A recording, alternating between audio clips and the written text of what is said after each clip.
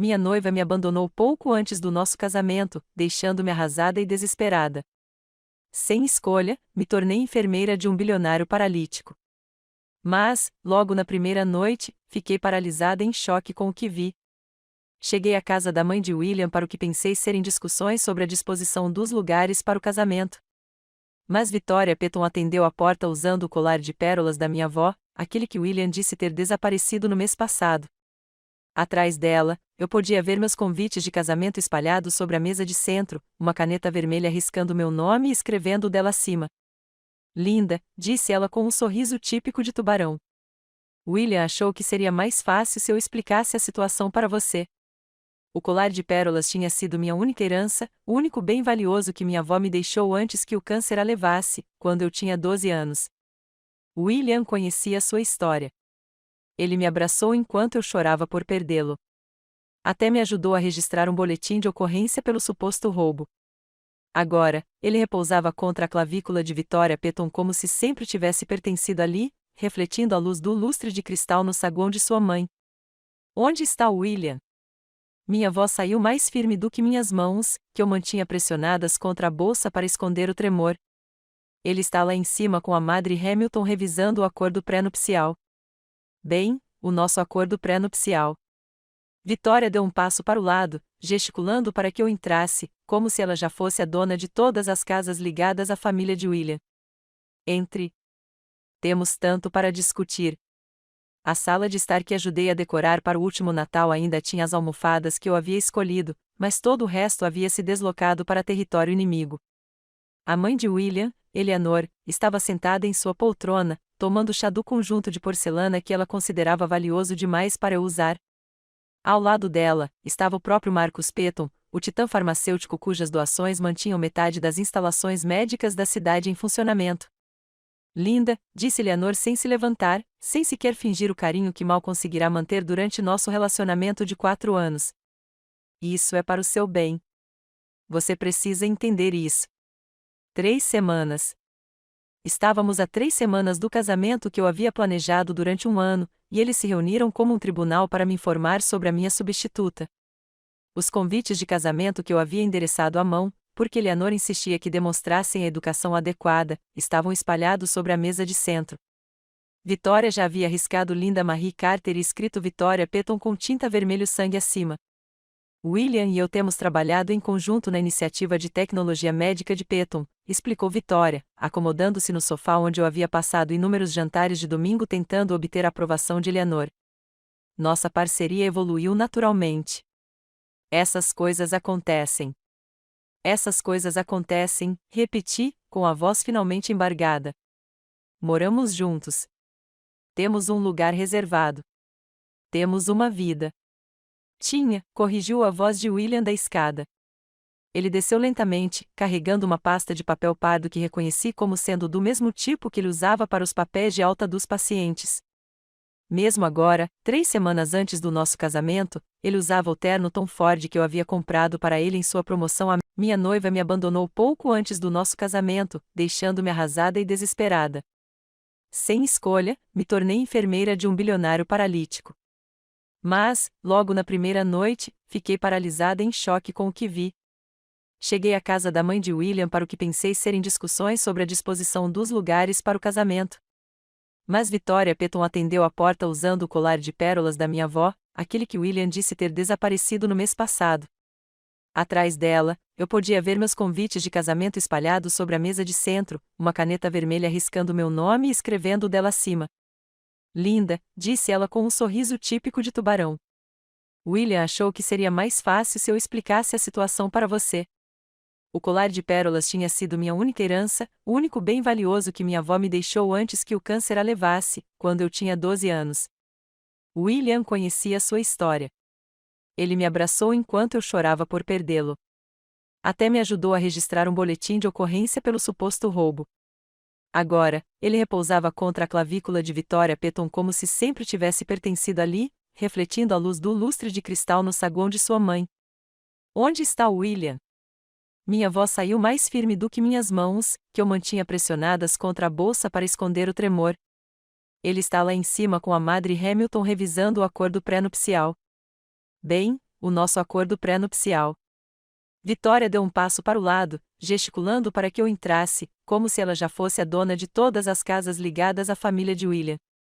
Entre. Temos tanto para discutir. A sala de estar que ajudei a decorar para o último Natal ainda tinha as almofadas que eu havia escolhido, mas todo o resto havia se deslocado para território inimigo. A mãe de William, Eleanor, estava sentada em sua poltrona, tomando chá do conjunto de porcelana que ela considerava valioso demais para eu usar. Ao lado dela, estava o próprio Marcus Petton, o titã farmacêutico cujas doações mantinham metade das instalações médicas da cidade em funcionamento. Linda, disse Eleanor sem se levantar, sem sequer fingir o carinho que mal conseguirá manter durante nosso relacionamento de 4 anos. Isso é para o seu bem. Você precisa entender isso. 3 semanas. Estávamos a 3 semanas do casamento que eu havia planejado durante 1 ano, e eles se reuniram como um tribunal para me informar sobre a minha substituta. Os convites de casamento que eu havia endereçado à mão, porque Eleanor insistia que demonstrassem a educação adequada, estavam espalhados sobre a mesa de centro. Vitória já havia riscado Linda Marie Carter e escrito Vitória Petton com tinta vermelho sangue acima. William e eu temos trabalhado em conjunto na iniciativa de tecnologia médica de Petton, explicou Vitória, acomodando-se no sofá onde eu havia passado inúmeros jantares de domingo tentando obter a aprovação de Eleanor. Nossa parceria evoluiu naturalmente. Essas coisas acontecem. Essas coisas acontecem, repeti, com a voz finalmente embargada. Moramos juntos. Temos um lugar reservado. Temos uma vida. Corrigiu a voz de William da escada. Ele desceu lentamente, carregando uma pasta de papel pardo que reconheci como sendo do mesmo tipo que ele usava para os papéis de alta dos pacientes. Mesmo agora, 3 semanas antes do nosso casamento, ele usava o terno Tom Ford que eu havia comprado para ele em sua promoção a médico assistente. Ele era exatamente igual ao homem por quem eu me apaixonara, exceto pelos olhos. Aqueles estavam frios de um jeito que eu nunca tinha visto, nem mesmo desnecessário. Uma ruptura completa beneficia a todos, especialmente a reputação da sua filha. Eu disse, olhando diretamente para a Vitória. Tomar o noivo de outra mulher 3 semanas antes do casamento pode levantar questões sobre o caráter dela.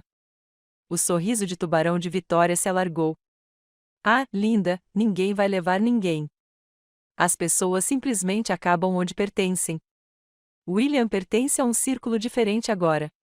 Certamente até você consegue entender isso. A crueldade daquilo era tão precisa, tão cirúrgica. Eles se reuniram não apenas para acabar com o meu relacionamento, mas para garantir que eu entendesse meu lugar, ou melhor, a falta de um, no mundo deles. O colar de pérolas no pescoço de Vitória parecia pulsar com a dor da minha avó. Mais uma geração de sonhos estrangulados por aqueles que podiam se dar ao luxo de roubá-los. A programação do hospital foi ajustada, acrescentou William. Ele nunca deixava a logística de lado. Você não vai mais trabalhar nos meus turnos cirúrgicos. O Dr. Harrison concordou em transferi-lo para o plantão noturno na pediatria. Menos chance de encontros constrangedores. Eles pensaram em tudo. Minha casa, minha agenda de trabalho, minha dignidade, tudo cuidadosamente extirpado da vida de William como tecido doente. Fiquei na sala de estar de Eleanor Hamilton, cercada por pessoas que orquestraram minha remoção com a mesma atenção aos detalhes que dediquei ao planejamento do casamento que agora destacaria a vitória de Vitória. Se é só isso, eu disse, virando-me para a porta com o que restava da minha coluna intacto. Mais uma coisa, Vitória gritou, tocando as pérolas da minha avó com uma lentidão deliberada. Estas são realmente requintadas. William tem um gosto tão bom. A porta se fechou atrás de mim com um clique suave que soou como o fim de tudo que eu pensava que minha vida seria. 3 semanas antes do meu casamento, fiquei na varanda de Eleanor Hamilton sem anel, sem casa, sem noivo e sem ideia de que aquela execução pública seria, na verdade, minha libertação. O caminho da casa de Eleanor Hamilton passou borrado pelo meu para-brisa enquanto minhas mãos agarravam o volante com força suficiente para deixar marcas. 20 minutos para chegar ao apartamento que William e eu dividimos por 2 anos. 20 minutos para processar que minha vida inteira havia sido removida cirurgicamente enquanto eu ainda respirava. As luzes fluorescentes do estacionamento piscaram quando estacionei na vaga designada, bem ao lado da vaga vazia de William, onde seu BMW costumava ficar. Claro, ele não estava em casa. Provavelmente estava na cobertura de Vitória, brindando a sua eficiente eliminação com champanhe que custou mais do que a minha mensalidade do empréstimo estudantil. A porta do apartamento se abriu para a escuridão e o cheiro da colônia de William pairava no ar como um fantasma. Acendi a luz e o encontrei parado perto das janelas do chão ao teto que havíamos escolhido juntos, ainda usando o uniforme do turno da manhã. Ele não se virou quando entrei, apenas ficou ali olhando para as luzes da cidade como se elas contivessem respostas para perguntas que ele não tinha se dado ao trabalho de fazer. Precisamos conversar, ele disse para a janela. E essas 4 palavras fizeram meus joelhos fraquejarem, mesmo eu já sabendo o que estava por vir. A cena na casa da mãe dele tinha sido o primeiro ato. Este era o final. Acho que sua mãe e Vitória conversaram bastante sobre tudo, consegui dizer, colocando minha bolsa no aparador onde nossa foto de noivado ainda estava na moldura prateada. William finalmente se virou, e seu rosto exibia a mesma expressão distante que exibia ao dar diagnósticos terminais. Nenhuma emoção, apenas fatos clínicos. Eles não deveriam ter feito isso. Eu queria resolver isso sozinho. Que atencioso. O sarcasmo parecia uma armadura, fina, mas necessária. Ele enfiou a mão na bolsa do laptop e tirou um envelope pardo cheio de documentos. Tudo em William exigia documentação, evidências, comprovantes de papel que comprovassem sua eficiência. Eu cuidei de toda a logística. O contrato de locação será transferido exclusivamente para o meu nome na semana que vem. Seu nome foi removido das contas conjuntas a partir desta manhã. O local do casamento foi cancelado há 48 horas, junto com o fotógrafo e o buffet. 48 horas atrás. Enquanto eu lia o save the dates com minha letra cursiva cuidadosa, praticando minha nova assinatura, Linda Hamilton, ele já estava apagando nosso futuro com a mesma precisão metódica que usava para extirpar tumores. A empresa de mudanças chega amanhã ao meio-dia, continuou ele, deslizando o envelope sobre a nossa mesa de jantar, onde havíamos oferecido jantares, onde eu ajudara a estudar para as provas, onde planejamos nossa vida juntos enquanto tomávamos comida e bebíamos vinho. Tudo será embalado profissionalmente e guardado em um depósito. O primeiro mês já está pago. Que generoso! Minha voz soou oca, como se viesse de algum lugar fora do meu corpo. Vitória e eu compartilhamos algo que você e eu jamais poderíamos, disse ele, e pela primeira vez emoção transpareceu em sua voz. Não arrependimento ou tristeza, mas entusiasmo. As conexões do pai dela vão acelerar minha carreira de uma forma que levaria décadas de outra forma. O cargo de chefe de departamento está essencialmente garantido por 35. A iniciativa de tecnologia médica de Peton vai revolucionar a cirurgia da coluna. Isso é maior do que sentimentos pessoais. Nosso casamento é em 3 semanas. Eu disse as palavras automaticamente, sem sentido. Ele corrigiu, e essa data servirá a um propósito diferente agora. O local era bom demais para desperdiçar. A crueldade da sua eficiência me tirou o fôlego. Ele transferiu nosso casamento para Vitória como uma reserva para jantar, trocando noivas com a indiferença casual de mudar a agenda de uma cirurgia. Preciso do anel de volta, disse ele, apontando para o meu dedo nu. Você já deu para sua mãe. Aquele que você estava usando. O anel original da minha avó. Troquei de alianças depois do encontro na casa da mãe dele, colocando o anel original de família que eu usava antes de Eleanor insistir em modernizá-lo. Meu último ato de desafio, mantendo este pedaço da nossa história. Mas William me conhecia bem demais, antecipava até minhas pequenas rebeliões. Meus dedos tatearam o anel de platina, tremendo tanto que o deixei cair. O anel atingiu a bancada de granito com um som semelhante ao de um martelo pronunciando uma frase. Coloquei-o cuidadosamente ao lado do envelope, lutando contra a vontade de jogá-lo na cabeça dele. Obrigada pela sua clareza, eu disse, as palavras arranhando minha garganta. William guardou o anel no bolso com o mesmo movimento automático que usava para o celular, já ignorando sua importância. Ele olhou para o relógio, como se eu o estivesse atrasando para algo mais importante. Tenho rondas noturnas, disse ele, indo em direção à porta. Sugiro que você faça as malas com eficiência. Os carregadores não vão esperar se você não estiver pronta. A porta se fechou com um clique suave que ecoou pelo apartamento. Nosso apartamento. Meu apartamento por exatamente mais 6 dias. Fiquei paralisado na sala por minutos ou horas. O tempo havia perdido sentido. Então, mecanicamente, caminhei até o nosso quarto e comecei a arqueologia da traição. Cada gaveta que eu abria revelava mais uma camada de engano. Recibos do restaurante Marqueses, onde planejávamos realizar nosso jantar de ensaio. Só que estes estavam datados de semanas atrás, com cobranças por 2. Uma caneta Parker da Peton Pharmaceuticals guardada na gaveta de meias. O cartão de visita de Vitória em seu diário médico. Os cantos macios pelo manuseio. O armário guardava meu vestido de noiva como uma acusação. Seda marfim Vera Wang. Uma pequena fortuna que eu justificava porque só se casa uma vez. A etiqueta ainda presa. O recibo só em meu nome porque William insistira que eu deveria ter o vestido que queria. Agora eu entendia que ele estava garantindo que a dívida viria atrás de mim, não dele. Peguei malas da prateleira de cima e comecei a organizar minha vida em compartimentos. Cada item continha estilhaços de memória. O vestido azul que eu usará na cerimônia do jaleco branco. O pijama de lã que ele me comprará durante meu primeiro inverno no apartamento, quando reclamei do frio. A caixa de joias que continha os brincos de pérola que ele me dera no Natal passado, alegando que eram novos, quando agora eu os reconhecia como peças que Vitória provavelmente havia descartado. Perto da porta, encontrei caixas que a mãe de William havia etiquetado com sua caligrafia impecável. Utensílios de cozinha da Linda, documentos pessoais da Linda, itens diversos da Linda. Ela havia se preparado para minha remoção semanas antes, talvez meses antes. Cada caixa etiquetada como prova estava guardada, reduzindo 4 anos a itens categóricos que poderiam ser removidos com eficiência. Às 2 horas da manhã, abri meu laptop para encarar a realidade financeira. A conta corrente mostrava $247,83. Os depósitos do casamento, local, fotógrafo, flores, buffet totalizaram $15.000, todos não reembolsáveis, de acordo com os contratos que William me incentivou a assinar rapidamente para garantir nossas datas. Meus cartões de crédito estavam estourados com os presentes das madrinhas. A festa de noivado que dei, as passagens de lua de mel que reservei de surpresa. Meu apartamento anterior tinha sido alugado há 6 semanas, quando não renovei o contrato. William disse que era bobagem pagar por um lugar que eu nunca usei. Cada decisão financeira foi coreografada para me deixar sem nada quando ele saísse.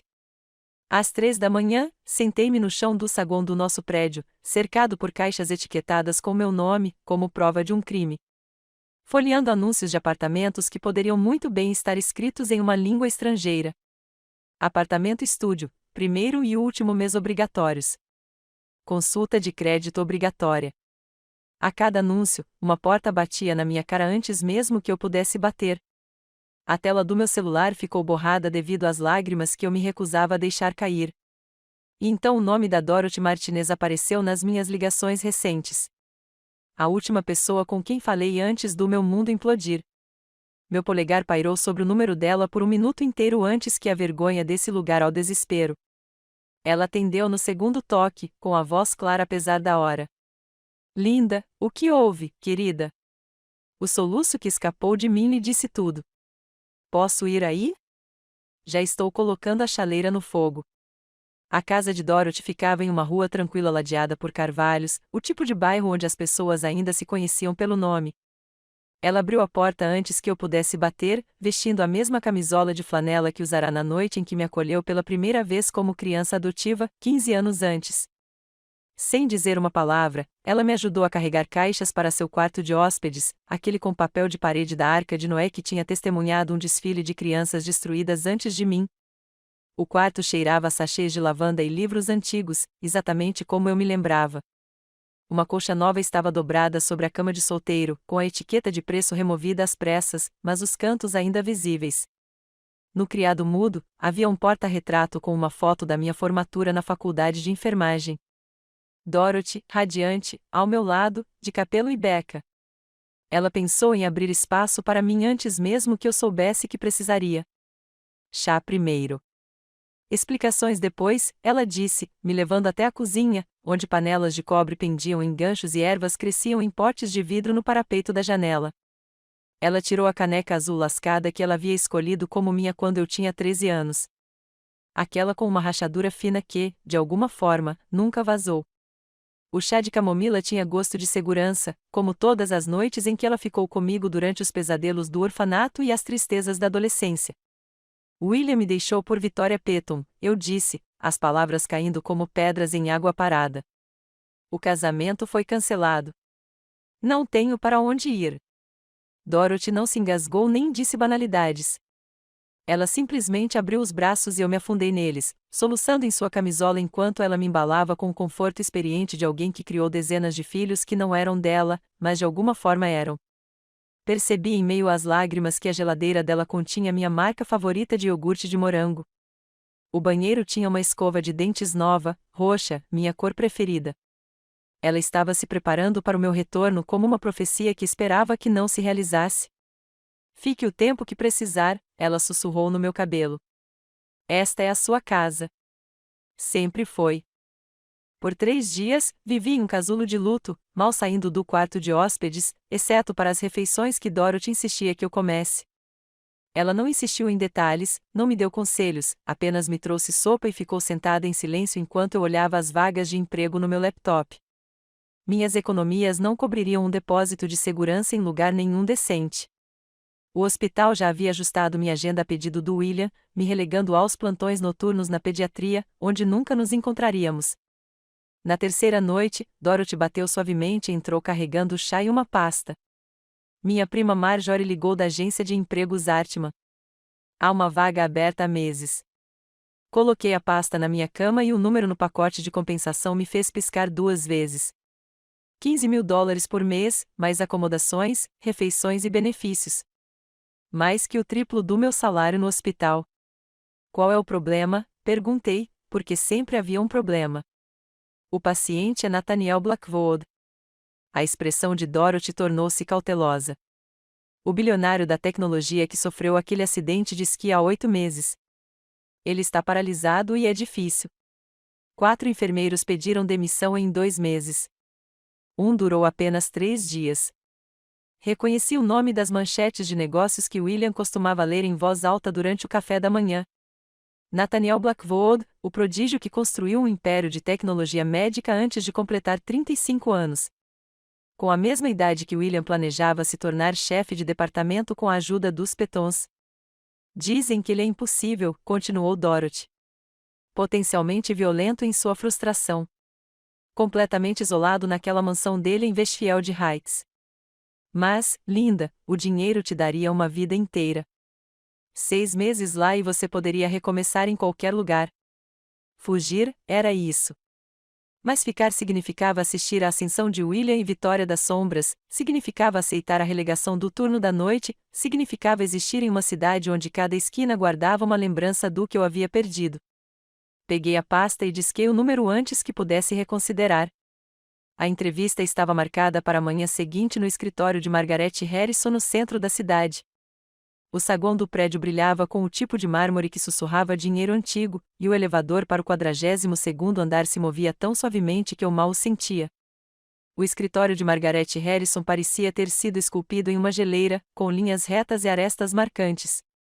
Ela mesma combinava com a decoração. Cabelos grisalhos presos em um coque tão apertado que parecia alongar suas feições.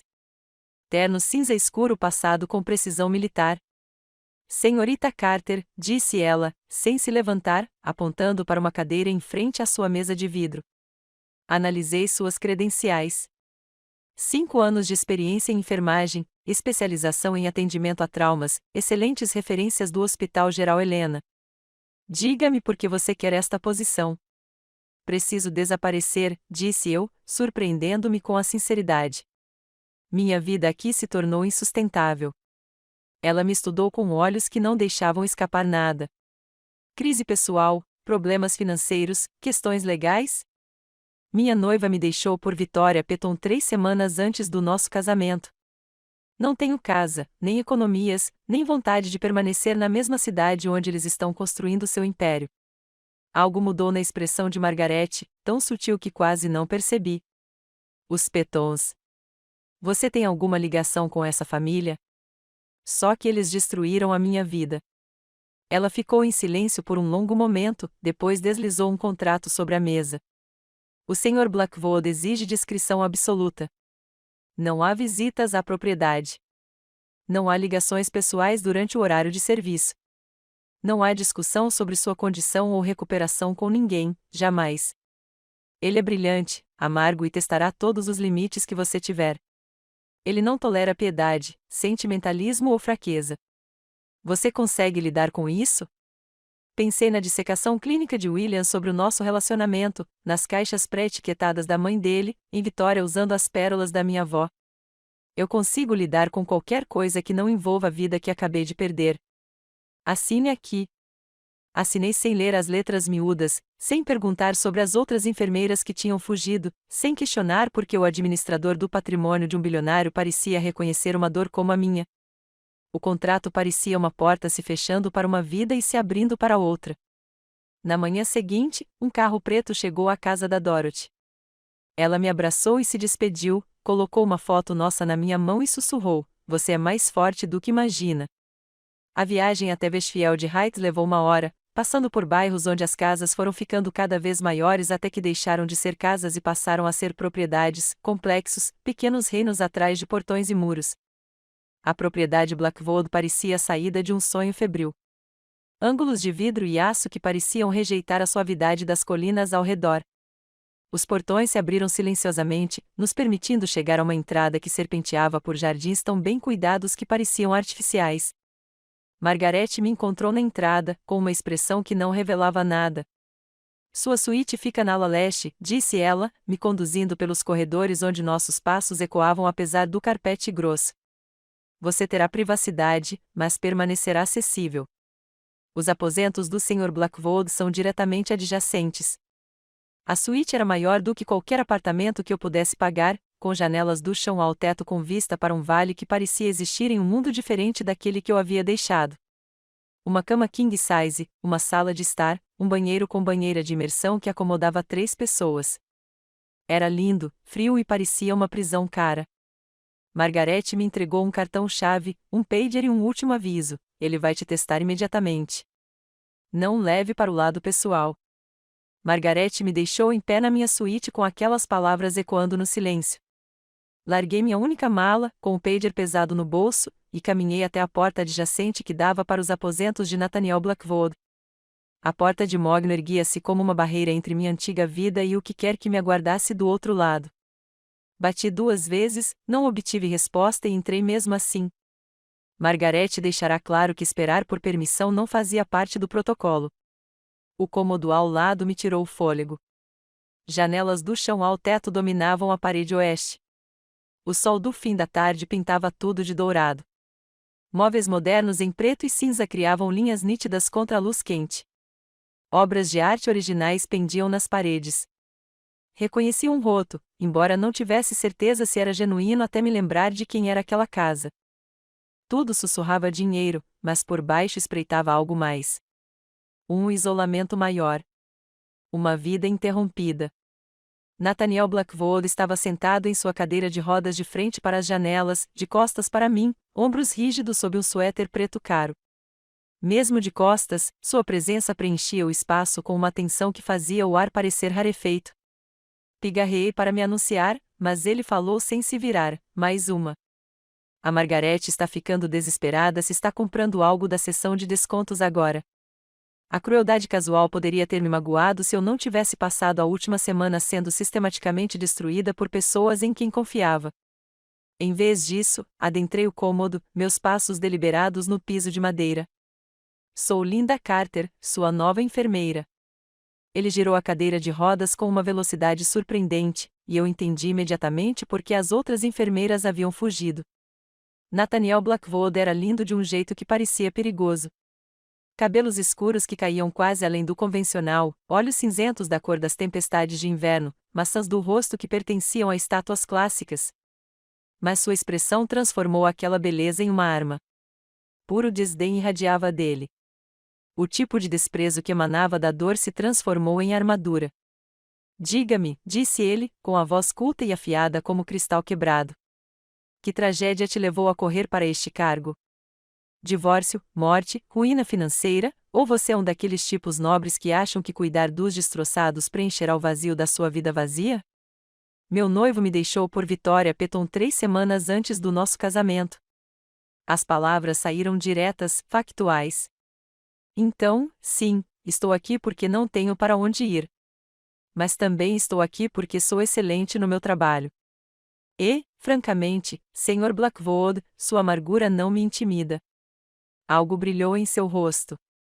Surpresa, talvez, ou reconhecimento. Ele me observou com aqueles olhos cinza-tempestade, e eu me recusei a desviar o olhar.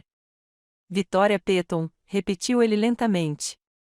A filha de Marcus Peton, a princesa farmacêutica. Igualmente. E você o quê? Procurando vingança? Planejando roubar remédios ou apenas se escondendo da humilhação? Estou aqui para trabalhar. Seu estado emocional não é da minha conta, a menos que afete seu atendimento médico. Ele riu então, de forma cortante e sem humor por estado emocional, que clínico. Te ensinaram essa frase na faculdade de enfermagem? Ou você aprendeu com algum homem que decidiu que não valia a pena te manter? As palavras deveriam ter doído. Teriam doído, talvez, se William já não tivesse esgotado minha capacidade de suportar aquela dor específica. Em vez disso, peguei meu tablet para revisar seus registros médicos. Seu cronograma de medicação indica que você terá as doses noturnas em 1 hora. Preciso fazer uma avaliação completa primeiro. Sinais vitais, teste de amplitude de movimento, verificação da integridade da pele. Eu recuso. É seu direito. Vou documentar sua não conformidade. Você vai embora. Eles vão embora todos.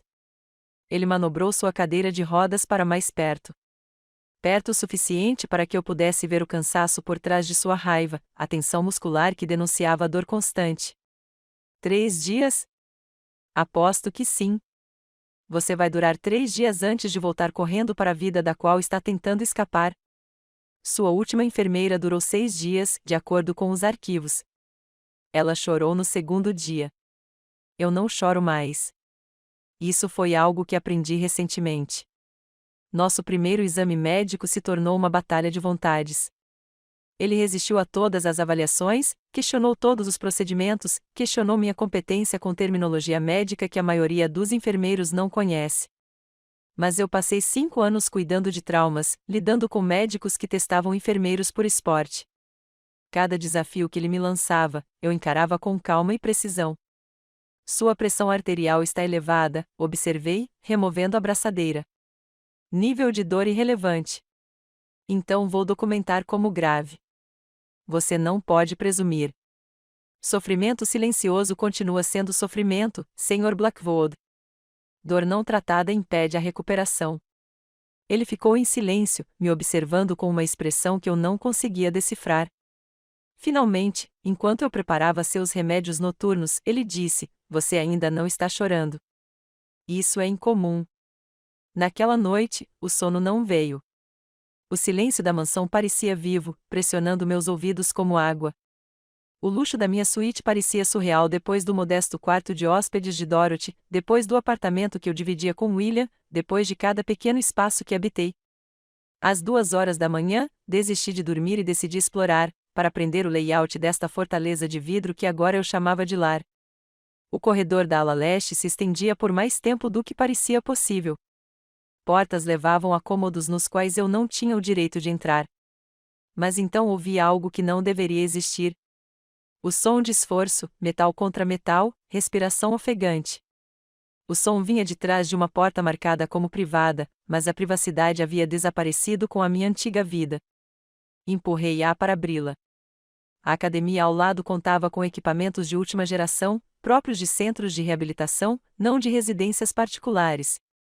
E ali, entre barras paralelas, estava Nathaniel Blackwood, de fato. Seus braços tremiam com o esforço, o suor encharcando sua camiseta cinza. Mas suas pernas supostamente paralisadas, suportavam o peso. Ele deu um passo agonizante, depois outro, o rosto contorcido de dor e determinação feroz. Ele me sentiu antes que eu pudesse falar. Sua cabeça se ergueu de repente, e a fúria em seus olhos era vulcânica. Saia daqui, rosnou ele. Saia agora. Mas reconheci algo naquela raiva. A mesma necessidade desesperada de controlar a própria história que eu senti ao encaixotar minha vida, assinar contratos que não tinha lido, correr para aquela mansão para me esconder. Não se tratava de eu vê-lo. Tratava-se de ser vista. Há quanto tempo você está escondendo isso? Perguntei suavemente. Deixar. Não. Ou pedirei que um segurança o acompanhe até a saída. Seus prontuários médicos indicam paralisia do T6 para baixo. Mas você está suportando peso. Está tomando providências. Ele sentou-se na cadeira de rodas com eficiência praticada. O peito arfava. Meus prontuários médicos dizem o que eu quero que digam. Por que esconder a recuperação? Este é um progresso incrível. Seu riso era amargo. Porque no momento em que as pessoas sabem que há esperança, elas esperam milagres, uma recuperação completa. E quando isso não acontece rápido o suficiente, quando o progresso estagna ou retrocede, elas vão embora. Sua voz diminuiu. Todos vão embora. As palavras pairavam entre nós naquele ginásio antes do amanhecer. Nathaniel ainda respirava com dificuldade por causa dos seus exercícios secretos enquanto eu processava o que ele acabará de revelar sobre todos indo embora. Eu queria dizer a ele que entendia que o abandono esculpia feridas que nunca cicatrizavam de verdade. Mas o som de motores de carro na entrada da garagem quebrou o momento. Vários veículos chegando antes das 7 da manhã. A expressão de Nathaniel mudou de vulnerável para petrificada. Posicione minha cadeira perto da janela, ordenou. Todos os vestígios da nossa conexão anterior desapareceram. E você precisa desaparecer. Pegue o corredor de serviço. Pela janelinha da academia, vislumbrei um comboio de sedãs pretos parando na entrada principal. Mesmo à distância, reconheci a placa personalizada do carro da frente, PMBB 00001. Meu sangue congelou. Aquele é o carro do Marcus Petton, eu disse. Nathaniel já estava se transferindo para sua cadeira de rodas com eficiência praticada, apagando qualquer sinal do progresso que eu havia testemunhado. Ele chegou cedo. A reunião só era para ser às 9. Ele me olhou fixamente. Você o conhece. A filha dele roubou minha noiva. Algo perigoso brilhou nos olhos de Nathaniel, mas não havia tempo para explorar. A voz de Margaret ecoou pelo sistema de interfone da casa, profissionalmente neutra, mas com um tom de advertência. Sr. Blackwood, seus compromissos matinais chegaram. Eles estão solicitando audiência imediata. Entrei no corredor de serviço conforme as instruções, mas a curiosidade venceu a cautela. Em vez de retornar à minha suíte, posicionei-me de onde pudesse observar a sala de recepção principal através de uma fresta na porta de serviço. O que vi quase me fez dobrar os joelhos. Marcus Petton entrou primeiro, sua presença preenchendo o espaço como uma força de ocupação. 2 advogados o ladeavam, carregando pastas que pareciam carregadas de más intenções. Seu assistente, um jovem nervoso, imediatamente começou a reorganizar os móveis da sala como se estivesse se preparando para uma aquisição corporativa. Então Vitória entrou, usando um terninho creme de grife que provavelmente custava mais do que meu salário anual. Seu perfume chegou até mim mesmo através da fresta da porta, algo francês e agressivo.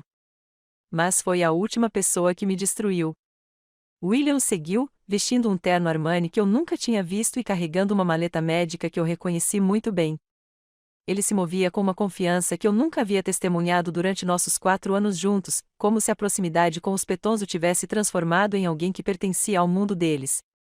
Ele estava desempenhando um papel que eu não reconhecia. Ou talvez fosse quem ele sempre fora, esperando o momento certo. Margaret empurrou Nathaniel para dentro do quarto com uma lentidão deliberada. Seu cobertor posicionado para enfatizar sua suposta impotência. A transformação foi notável. O homem que estivera caminhando minutos antes agora parecia completamente destruído. Ombros caídos, expressão vazia. Nathaniel, Marcus disse com falsa cordialidade. Você está com ótima aparência. Marcus. A voz de Nathaniel era monótona, deliberadamente fraca. Isso é inesperado. William deu um passo à frente, estendendo a mão com uma simpatia profissional que me fez querer gritar. Sr. Blackwood, sou o Dr. William Maurice. Tenho sido consultor do seu caso para a divisão médica de Petton. Seus relatórios de progresso são uma leitura interessante. Pela fresta, observei Nathaniel apertar a mão de William, a mesma mão que um dia usará meu anel de noivado, que segurou a minha enquanto fazia promessas que nunca pretendeu cumprir. A expressão de Nathaniel permaneceu neutra, mas vi sua outra mão ligeiramente fechada sob o cobertor. Eu não sabia que meus registros médicos estavam sendo compartilhados, disse Nathaniel. O sorriso de William era ensaiado, condescendente. A Fundação Petton tem grande interesse na pesquisa sobre lesões na medula espinhal. Seu caso pode ajudar milhares de pessoas com os recursos certos. Marcos se acomodou na cadeira favorita de Nathaniel sem pedir. Uma atitude poderosa que ninguém deixou passar. Vamos deixar de lado as gentilezas. Você tem uma tecnologia que pode revolucionar o tratamento da medula espinhal. Temos a infraestrutura para colocá-la no mercado. Sua condição atual torna a liderança ativa um desafio. Minha condição não afeta meus direitos de propriedade intelectual, respondeu Nathaniel. Vitória riu. Um som metálico que me irritou. Claro que não. Mas afeta a sua capacidade de desenvolver e implementar. A oferta do papai é generosa, considerando isso. Considerando o quê? Margarete perguntou de sua posição atrás da cadeira de Nathaniel. Considerando que a recuperação do Sr. Blackwood estagnou, William interrompeu, abrindo sua maleta médica para retirar arquivos que não deveriam existir. De acordo com minha avaliação, a paralisia é permanente. A função motor abaixo de T6 não mostra potencial de melhora. O conselho precisa considerar se alguém nessa condição pode efetivamente liderar uma empresa de tecnologia médica. Cada palavra era uma mentira. Acabei de ver Nathaniel caminhando. Minhas mãos tremiam de raiva enquanto William continuava seu falso testemunho, violando toda a ética médica que ele jurou defender. Através da janela de serviço que dava para a cozinha, cruzei o olhar com Nathaniel por um instante. Ele tinha ouvido tudo. Sabia o que William estava fazendo. Marcos pegou os contratos e os espalhou sobre a mesa de centro de Nathaniel como um mapa de invasão. Os termos são simples. Adquirimos suas patentes por 15 milhões. Um preço justo, considerando sua incapacidade de desenvolvê-las. Você mantém uma posição cerimonial, é claro. Todos ganham. 15 milhões de dólares para uma tecnologia que vale 10 vezes mais. Nathaniel observou que vale muito nas mãos certas. Marcos corrigiu. Infelizmente, suas mãos não são mais o que eram. Recolhi-me à cozinha, com meu treinamento em enfermagem assumindo o controle. Se quisessem serviço, eu prestaria enquanto ouvia cada palavra. Preparei café no serviço de prata, com as mãos firmes apesar do coração acelerado. Quando entrei pela porta dos funcionários, William nem olhou para cima. Eu me tornei invisível para ele no momento em que deixei de ser útil. Seu café, Sr. Petton, eu disse, com a voz cuidadosamente neutra enquanto servia.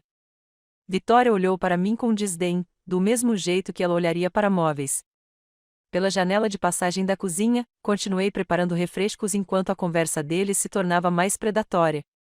As estruturas offshore já estão prontas, Vitória mencionou casualmente.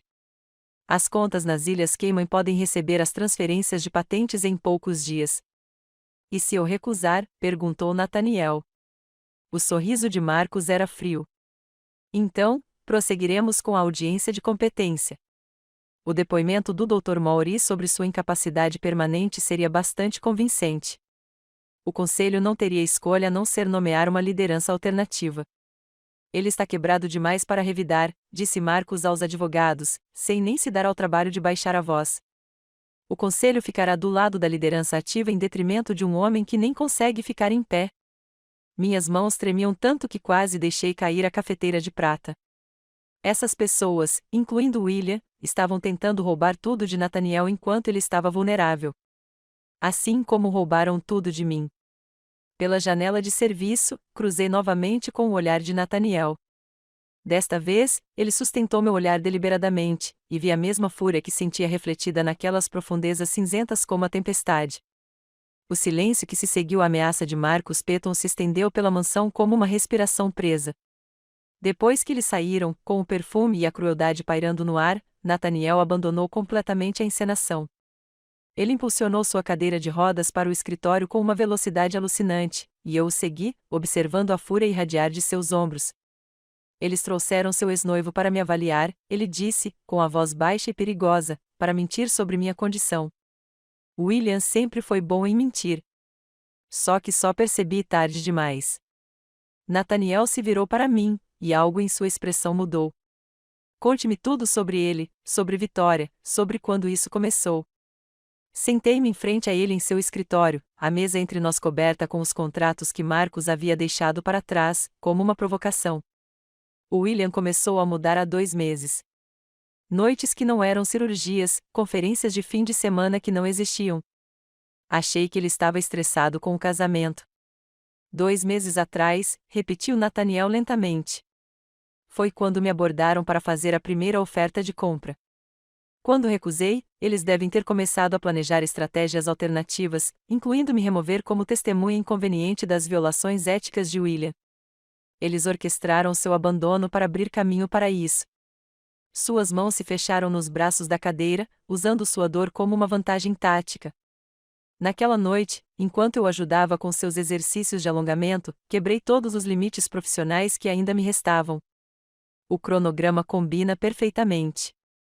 William começou a prestar consultoria para eles assim que começou a se afastar. A cada jantar que ele perdia, a cada desculpa que dava, ele planejava isso com eles. As mãos de Nathaniel pararam nos meus pulsos, onde eu apoiava a rotação do braço dele. William Maurice, eu deveria ter conectado antes. Ele vem passando minhas informações médicas para eles há meses. Eles acham que você é fraco, eu disse. Eles não têm ideia do que você é capaz. A resposta dele foi silenciosa e perigosa. Então eles se esqueceram de quem eu era e não têm ideia de quem você é. Passamos a semana seguinte transformando o escritório dele em uma sala de guerra. Margaret forneceu códigos de acesso que ela definitivamente não deveria ter e começamos a escavar rastros digitais. Encontrei a comunicação de William com Vitória datada de 4 meses atrás. Mensagens anteriores à sua proposta de me destruir. Removendo obstáculos apareceu em um e-mail datado de 2 semanas antes de ele terminar nosso noivado. Minha remoção havia sido agendada como uma cirurgia. Nathaniel descobriu empresas de fachada nas Ilhas Cayman, estruturas corporativas projetadas para esconder o roubo de suas patentes. Mas a descoberta mais contundente foi um e-mail de Marcos para seus advogados. O gênio aleijado está pronto para ser colhido. Sua enfermeira parece complacente. Nenhuma complicação esperada. Complacente, eu disse, sentindo o gosto da palavra como se fosse veneno. Eles não fazem ideia, respondeu Nathaniel. E quando nossos dedos se tocaram, buscando o mesmo documento, nenhum de nós se afastou. 2 semanas antes da reunião do conselho, tudo mudou. Durante nossa sessão das 4 horas da manhã, Nathaniel deu 20 passos consecutivos sem as barras paralelas, usando apenas uma bengala. O triunfo estampado em seu rosto quebrou algo em mim, e as lágrimas brotaram pela primeira vez desde a traição de William. Não lágrimas de tristeza, mas de alegria intensa. Ele pegou minha mão e se apoiou no meu ombro. Vamos destruí-los, disse ele. Mas o jeito como seu polegar roçou meus dedos sugeria algo além de vingança. Naquela manhã, ele treinou a caminhada com seu terno Tom Ford, aquele que o fazia parecer a encarnação da guerra corporativa. Ajustei sua postura, nossos corpos próximos o suficiente para que eu pudesse sentir seu perfume. Cedro e algo forte como determinação transformados em perfume. Margaret observava da porta, com uma expressão indecifrável, mas de alguma forma provadora. Patrícia Coleman chegou no dia seguinte com 3 associados, transformando o refeitório em um campo de batalha jurídico. Ela tinha cerca de 60 anos, cabelos grisalhos e olhos que já tinham visto criminosos corporativos ruírem. Sua equipe espalhou documentos sobre a mesa como se fossem planos de batalha, dissecando cada vulnerabilidade no ataque dos Petons. O Dr. Maurice violou a Ipaua pelo menos 6 vezes, observou Patrícia, destacando trechos. As movimentações das ações da Vitória constituem uso indevido de informação privilegiada. E Marcos, essa tentativa de roubo é tão flagrante que chega a ser um insulto. Podemos provar a intenção? Perguntei. Patrícia sorriu como um tubarão farejando sangue. Com o que você reuniu, eu poderia provar intenção, conspiração e tentativa de homicídio corporativo. Metaforicamente falando. Quando ela perguntou sobre minha relação com o caso, Nathaniel respondeu antes que eu pudesse: ela é minha parceira nisso. A palavra parceiro pairava no ar com múltiplos significados. Patrícia nos observou e assentiu. Ótimo. Frente unificada. Eles não esperam isso. Passamos dias ensaiando o confronto. Nathaniel praticou sua entrada na sala de reuniões repetidamente, cada tentativa mais forte. Interpretei diferentes membros do conselho, lançando objeções que ele rebateu com precisão cirúrgica. Ele memorizou todos os estatutos legais que Patrícia forneceu e praticou a revelação de evidências em sequência para obter o máximo impacto. Na 10ª caminhada, ele tropeçou um pouco. Eu o peguei instintivamente, nossos rostos subitamente próximos o suficiente para compartilharmos a respiração. Você não estará lá para me pegar na reunião, ele disse suavemente. Sim, eu vou, respondi, e nós dois entendemos que eu queria dizer mais do que apoio físico. Na noite anterior à reunião do conselho, dormir era impossível. Vaguei pelos corredores da mansão como um fantasma, até encontrar a porta do terraço privativo de Nathaniel aberta. Ele ficou parado no parapeito, realmente ficou parado, olhando para as luzes da cidade que amanhã poderiam testemunhar sua ressurreição ou destruição. Você deveria estar descansando, eu disse. Você também deveria. Juntei-me a ele na grade, a cidade se espalhando abaixo de nós como uma placa de circuito. Você está pronto? Estou pronto desde o dia em que presumiram que eu estava acabado. Ele se virou para mim. A verdadeira questão é: você está pronto para enfrentá-lo? William? Amanhã eu o veria novamente, o veria mentir novamente, mas desta vez não seria eu quem seria destruído. Estou pronto. Me diz uma coisa, disse Nathaniel. Por que você não correu quando me viu andando naquela primeira noite? Porque eu reconheci o olhar em seus olhos. O mesmo que eu tinha guardando minha vida em caixas. Nós dois escondíamos nossa capacidade, fingíamos estar quebrados para que ninguém esperasse nada de nós. E agora? Agora paramos de fingir. Ele estudou meu rosto sob a luz do terraço. Depois de amanhã, as coisas serão diferentes. Tudo já está diferente. Ele me contou sobre o acidente, depois sobre os meses de escuridão antes de eu chegar, e como minha recusa em sentir pena dele salvou algo que ele pensava estar morto. Contei a ele sobre o sistema de assistência social, sobre a construção de muros que Dorothy havia desmantelado lentamente, sobre pensar que William era minha chance de pertencer a algum lugar. Você pertence a este lugar, ele disse simplesmente. Quando ele me beijou, não foi apaixonado nem desesperado. Foi deliberado, calculado, como tudo mais que havíamos planejado. Tinha gosto de redenção e vingança misturadas em algo totalmente novo. Amanhã, entraríamos naquela sala de reuniões e destruiríamos as pessoas que tentaram nos destruir. Mas esta noite, neste terraço acima da cidade adormecida, éramos apenas duas pessoas que se encontraram nos destroços. O ar da manhã do lado de fora da sede da Blackwood Industries era elétrico contra minha pele quando saímos do carro. Nathaniel parou na entrada do prédio, ajeitando seu terno Tom Ford uma última vez. Sua bengala, de mogno polido com cabo de prata, não era mais para ostentação. Era uma arma e ele a empunhava como tal. Pronto? Perguntei, segurando seu portfólio de evidências. Estou pronto há meses, respondeu ele, e então me olhou diretamente. Fique por perto. Quero que eles te vejam. A viagem de elevador até o 40º andar durou segundos que pareceram horas. Outros passageiros se afastaram instintivamente, sentindo algo predatório na postura de Nathaniel. Quando as portas se abriram para o andar executivo, a recepcionista arregalou os olhos. Disseram-lhe que Nathaniel Blackwood chegaria em uma cadeira de rodas, com assistência e sem apoio. Em vez disso, ele passou pela mesa dela com passos medidos, cada toque de sua bengala no mármore ecoando pelo corredor como uma contagem regressiva. As portas da sala de reuniões já estavam abertas. Lá dentro, 12 membros do conselho estavam sentados ao redor da enorme mesa oval, com Marcus Petton posicionado no que deveria ser o assento de Nathaniel. Vitória estava sentada ao lado dele, vestida de azul meia-noite, com diamantes no pescoço. William estava sentado à sua esquerda. Arquivos médicos se estendiam à sua frente como adereços de uma peça que ele não sabia que já havia terminado. O suspiro coletivo quando Nathaniel passou por aquelas portas foi audível. O rosto de Marcus Petton perdeu a cor tão rapidamente que pensei que ele fosse desmaiar. A compostura perfeita de Vitória se desfez, e ela levou a mão à garganta. Mas foi a reação de William que alimentou minha alma. Ele chegou a se levantar como se fosse correr antes que suas pernas cedessem e ele desabasse de volta na cadeira. Nathaniel percorreu a sala com precisão deliberada, sua bengala batendo no mármore no ritmo do meu coração. Ele não se apressou, não se apressou. Deixou que absorvesse em cada passo, cada movimento impossível de seu corpo supostamente paralisado.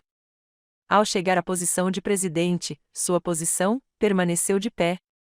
Senhores, senhoras, disse ele, com a voz imbuída de perfeita autoridade, acredito que houve um mal-entendido sobre a minha capacidade. A maneira como ele enfatizou a capacidade enquanto olhava diretamente para William fez meu ex-noivo se encolher em seu terno caro. Posicionei-me ao lado de Nathaniel, colocando o portfólio sobre a mesa com peso deliberado. Você está andando, Marcus finalmente conseguiu dizer, com a voz estrangulada. Observação astuta, respondeu Nathaniel, sentando-se na cadeira com elegância controlada. Embora, segundo a avaliação médica do Dr. Maurice, isso seja impossível. Não é mesmo, doutor? A boca de William abriu e fechou como um peixe se afogando no ar.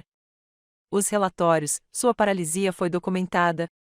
Por você, interrompeu Nathaniel. Com base em informações médicas confidenciais que você nunca foi autorizado a acessar, muito menos a compartilhar com terceiros. Ele abriu a pasta e retirou o primeiro conjunto de documentos. Vamos discutir suas comunicações com a senhorita Petton? Esses e-mails datam de 4 meses atrás. Interessante como eles são 2 meses anteriores à sua consulta oficial. Observei o rosto de Vitória enquanto Nathaniel lia trechos selecionados em voz alta. Seu romance com William, o plano deles para eliminar obstáculos, a linha do tempo que provava que meu abandono foi orquestrado. Cada palavra tirava seu polimento até que só restava o pânico.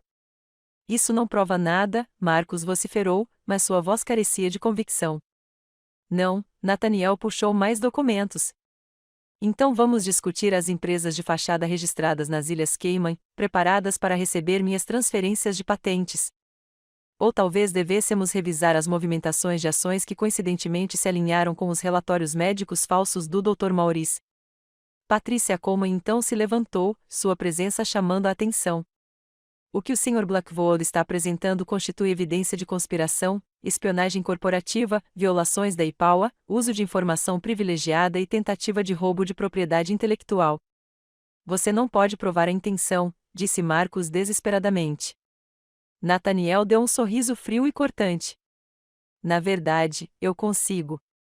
Ele pegou um tablet e tocou na tela. A voz de Marcus ecoou pelos alto-falantes. Ele está quebrado demais para revidar. O conselho ficará do lado da liderança ativa. O gênio aleijado está pronto para ser colhido. A gravação continuou, capturando toda a conversa daquela manhã na mansão. Cada palavra condenatória preservada pelo sistema de segurança foi descartada como mais um sinal da paranoia de Nathaniel. Gravar sem consentimento é ilegal, disse Vitória, com a voz trêmula. Não na minha própria casa, respondeu Nathaniel suavemente. E não quando isso flagra conspiração para cometer fraude. Este era o meu momento. William vinha evitando o meu olhar. Mas agora ele olhava para cima, desesperado, tentando formar palavras que pudessem salvar alguma coisa. Linda, você não entende o quadro todo. Levantei-me lentamente, apoiando as mãos na mesa, sentindo a madeira fria sob as palmas. Eu entendo perfeitamente. Você violou seu juramento médico, traiu a confidencialidade do seu paciente e destruiu nosso relacionamento para ir para a cama com os Pettons. A inspiração profunda de Vitória confirmou o que eu suspeitava. Profissional e literalmente, ao que parece, continuei, com a voz firme apesar do fogo no peito. Você me trocou por uma aliança que agora não vale mais nada. Como é ser abandonada? Os membros do conselho se remexeram, desconfortáveis. Vários já cochichavam entre si, distanciando-se do navio Petton que afundava. Isso é ridículo, Marcus se levantou, sua cadeira raspando no chão. Estamos indo embora. Sente-se, ordenou Nathaniel, e a autoridade em sua voz era absoluta. Patrícia. Patrícia Coleman deu um passo à frente, sua maleta se abrindo com um clique que soou como uma armadilha se abrindo. Sr. Petton, o senhor tem duas opções. Opção 1. Retirada imediata de todas as reivindicações sobre a Blackwood Industries, acordos assinados proibindo qualquer contato futuro com o Sr. Blackwood ou suas empresas, e sua renúncia do conselho do hospital. Opção 2. Prosseguir com as acusações criminais. Acusações criminais. A voz de William falhou. Espionagem corporativa, violações da IPAUA, tentativa de roubo de propriedade intelectual, uso de informação privilegiada, listou Patrícia calmamente. A divisão de crimes de colarinho branco do FBI já foi informada, aguardando o resultado desta reunião. Você não ousaria, disse Vitória, mas sua voz estava vazia. Sim, respondeu Nathaniel. A menos que você assine estes documentos agora. A sala de reuniões ficou em silêncio, exceto pelo som de canetas arranhando o papel. Um por um, eles assinaram. A mão de Marcos tremia de raiva. Os dedos perfeitamente manicurados de Vitória tremiam. William assinava seu nome como se estivesse assinando sua própria certidão de óbito. Enquanto saíam, abatidos e derrotados, William permaneceu na porta. Isso não acabou, disse-lhe baixinho, tentando parecer ameaçador, mas só conseguiu desespero. Olhei nos olhos dele uma última vez. Sim, é. Você terminou há 3 semanas. Só estou retribuindo o favor. A porta da sala de reuniões se fechou atrás de William, deixando Nathaniel e eu sozinhos com os membros do conselho, que ficaram sentados em silêncio e atordoados. As consequências da destruição muitas vezes parecem vazias, mas isso foi como respirar ar puro depois de anos de sufocamento. Nathaniel permaneceu sentado, sua mão encontrando a minha sob a mesa, os dedos entrelaçados com uma certeza silenciosa. Senhores, senhoras, dirigiu-se aos demais membros do conselho. Acredito que temos uma empresa para reconstruir. A votação para restabelecer sua plena autoridade foi unânime. Ninguém queria ser associado ao golpe fracassado dos Pettons. Enquanto os membros do conselho se retiravam, murmurando desculpas e garantias de apoio, a advogada de Nathaniel, Patrícia Coleman, aproximou-se de nós com um sorriso satisfeito. Os bens dos Pettons já estão congelados enquanto aguardam a investigação, disse ela. William Maurice não exercerá medicina neste estado novamente. Talvez em lugar nenhum. As palavras deveriam ter trazido satisfação, mas eu senti apenas um vazio estranho onde minha raiva morava. Nathaniel pareceu sentir, seu polegar traçando círculos na minha palma. Venha comigo, disse-lhe assim que Patrícia saiu. Tem uma coisa que eu quero te mostrar. Seu escritório tinha vista para a cidade inteira, com janelas do chão ao teto revelando uma vista que fazia o mundo parecer conquistável. Mas não era a vista que ele queria me mostrar. Da gaveta da escrivaninha, ele tirou plantas arquitetônicas, espalhando-as pela superfície onde minutos antes destruímos nossos inimigos. A ala leste da propriedade, disse ele, apontando para as plantas. 1.110 metros quadrados atualmente sem uso. Quero transformá-la em algo que faça sentido. As plantas mostravam um centro de reabilitação, equipamentos de última geração, salas de tratamento e piscinas terapêuticas. Mas foi o nome no topo que me fez parar de respirar, Centro de Reabilitação Blackwood Carter. Sua tecnologia de estimulação da medula espinhal, sussurrei, com a compreensão me inundando. Você quer disponibilizá-la a pacientes que não podem pagar pelo tratamento tradicional. Quero torná-lo acessível a todos, corrigiu ele. Mas preciso de alguém para cuidar da parte clínica. Alguém que entenda que a recuperação não se resume apenas ao corpo, mas sim a se recusar a deixar que as circunstâncias o definam.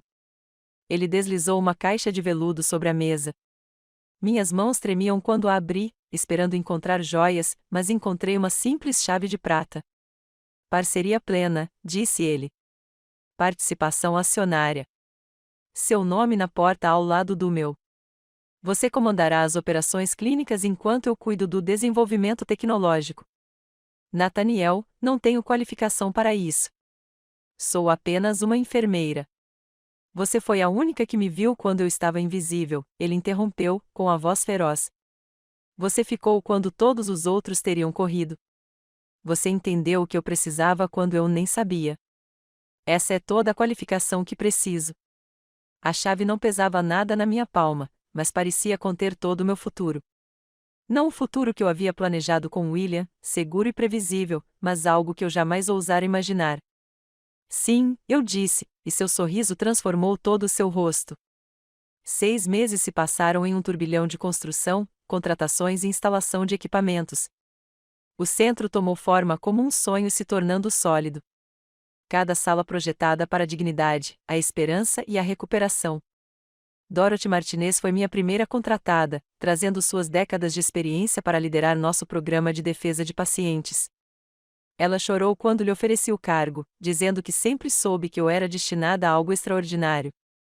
A cerimônia de inauguração atraiu profissionais médicos de todo o país. Fiquei ao lado de Nathaniel, que agora mancava levemente, com a tesoura pousada sobre a fita prateada. A multidão incluía repórteres, médicos e potenciais doadores, mas meus olhos encontraram Dorothy na primeira fila, radiante de orgulho. O Centro de Reabilitação Blackwood Carter representa mais do que inovação médica, Nathaniel se dirigiu à plateia. Representa a crença de que nossos piores momentos não nos definem. De que da destruição podemos construir algo belo. A mão dele encontrou a minha enquanto cortávamos a fita juntos. Os aplausos foram estrondosos, mas eu mal os ouvi. O jornal daquela manhã estava no meu escritório. O anúncio do casamento de William e Victoria estava nas páginas sociais. Um pequeno acontecimento apressado em um tribunal. O artigo mencionado depois que a fortuna dos Petton evaporou em custas judiciais e bens congelados. Victoria aprendeu tarde demais que a lealdade de William era sempre negociável, sempre à venda pelo maior lance. Não senti nada, nem satisfação, nem raiva, apenas uma leve pena de Victoria, que pensou que estava sendo promovida. Você se tornou quem deveria ser, sussurrou Dorothy ao me abraçar após meu discurso. E eu acreditei nela. Nosso primeiro paciente chegou naquela tarde, um jovem de 22 anos, vítima de um acidente de moto, chamado Jaime. Observando Nathaniel trabalhar com ela, explicando a tecnologia que havia desenvolvido e mostrando os possíveis futuros, viu o homem que ele era antes do acidente. Brilhante, apaixonado, mudando vidas com sua mente e determinação. 3 semanas depois, em uma caminhada ao pôr do sol pela praia particular abaixo da propriedade, Nathaniel parou onde as ondas encontravam a areia. O ar de outubro estava fresco. O outono pintava o céu em tons de âmbar e rosa. Ele tirou uma caixinha do bolso e meu coração disparou. Não estou pedindo você em casamento porque preciso de você, disse ele, abrindo-a e revelando um simples anel de safira. Nada parecido com a herança da avó de William, que parecia um grilhão. Estou perguntando porque aprendi que a melhor vingança contra aqueles que tentaram nos destruir é construir algo que eles jamais poderiam imaginar, jamais tocar, jamais ser. Construa comigo, linda. Não por desespero ou conveniência, mas por escolha. Peguei o anel e o coloquei no dedo, onde se encaixou perfeitamente. Quando o beijei, o oceano foi nossa única testemunha. Ondas apagando nossas pegadas enquanto caminhávamos de volta, sem deixar vestígios de onde tínhamos estado, apenas para onde estávamos indo. 1 mês depois, em nossa unidade, vi Nathaniel ajudar Jaime a dar seus primeiros passos sem ajuda. Seus pais choraram copiosamente, e sua irmã mais nova registrou tudo em seu celular. Foi isso que construímos a partir da nossa destruição mútua. Não apenas um centro de reabilitação, mas um lugar onde pessoas destruídas pudessem descobrir que nunca estiveram realmente destruídas. Meu celular vibrou com uma mensagem de um número desconhecido. A prévia mostrava o nome de William, palavras sobre erros e o desejo de conversar. Apaguei sem ler o resto e peguei a mão de Nathaniel quando nosso próximo paciente chegou. Nós dois fomos destruídos por pessoas que nos achavam descartáveis. William me trocou por uma oportunidade melhor. Os Pettons tentaram enterrar Nathaniel enquanto ele ainda respirava. Mas, a partir daqueles destroços, construímos algo que nenhum de nós poderia ter alcançado por inteiro. Um amor nascido da vingança, mas transformado em propósito, em cura, em algo que pertencia somente a nós. Se esta história de vingança calculada e amor inesperado te prendeu até o final, clique em curtir agora mesmo. Minha parte favorita foi quando Linda estava naquela sala de reuniões e disse a William exatamente como era ser a pessoa abandonada. Qual foi o seu momento favorito? Deixe nos comentários abaixo. Não perca mais histórias cativantes como esta. Inscreva-se e clique no sininho para não perder nenhum post.